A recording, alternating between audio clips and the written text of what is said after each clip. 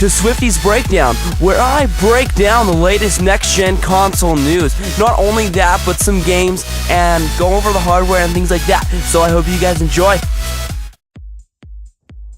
Hello there, guys. My name is Swifty, and welcome to Swifty's next-gen console breakdown, episode number 4.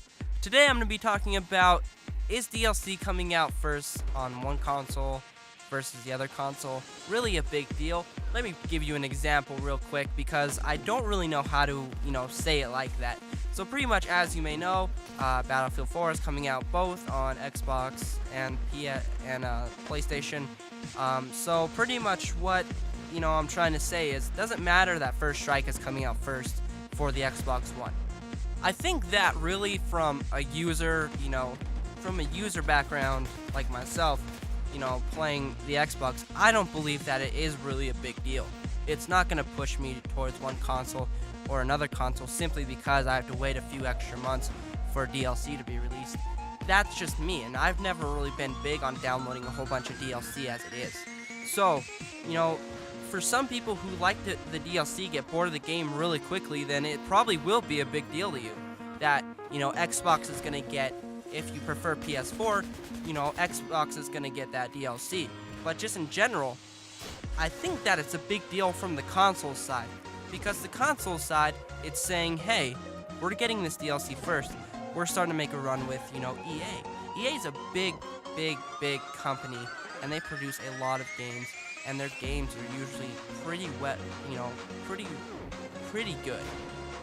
I was going to say well written, but that doesn't even make sense to myself. But pretty much, you gotta look at it from, Microsoft and Sony. Let's take Microsoft on left side, Sony on the right side. You can stick your hands out like I am. So Microsoft on the right side saying, we see that there is a new game coming out. Let's call it Infurious Raging Gamer. Infurious Raging Gamer's coming out for both, the Xbox and the PlayStation, or Xbox One, PlayStation 4. They're both coming out. So it's coming out for both consoles. God, I cannot talk today. So it's coming out for both consoles, and Infurious Raging Gamer is like, alright guys, we have a chance. We already have some DLC ready. So who's going to take a chunk of that cake? So let's start from Microsoft's side. Microsoft says, hey, we have this, and this. Sony comes over here and says, hey, we have this, and this. And then the game developers are probably saying, alright, well, who's going to make us the most money? Who's going to, give us the best opportunity to really expand our game first? So let's say they go with Microsoft. Now, you're looking at Sony, and Sony's there with a game, possibly another game that, is behind on DLC. So, is it really a big deal? Does that mean that Sony people will not buy the game for Sony? Does that mean that Microsoft has a better chance of, selling the game on their console than they do on Sony's side? Maybe.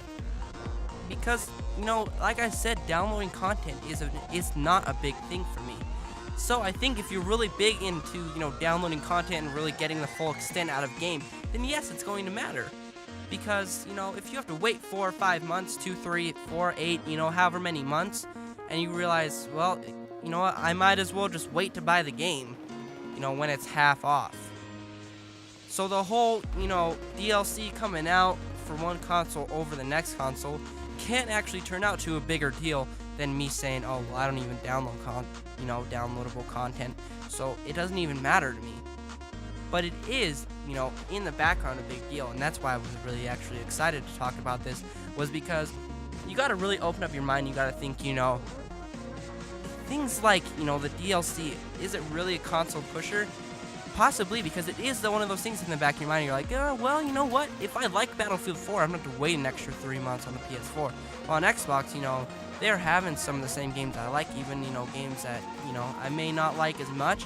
But hey, that could be a console seller. For all we know, little things like that could be a console seller, because it's actually really cool. I talk to a lot of gamers about, games and things like that, and a lot of people are always like, well, the ability to do this, such a minor not even game-changing aspect is like that, blows people's minds. So it could be something that they stick in the back of your head, for all I know.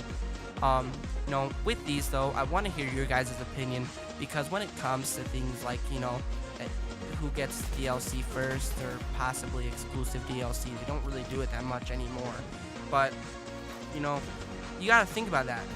So I would love to hear your guys' opinion. Go check out more videos on Yale Gamers Pub. We have a lot of fun doing this channel. We have people, that love to do this. If you guys want to be featured on one of my videos, please contact me. I would love to hear. I would love to get another gamer in on this.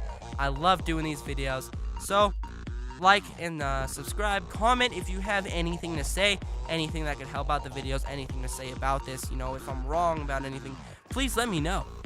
So guys, remember, it's never a game without the gamers. Peace out, guys.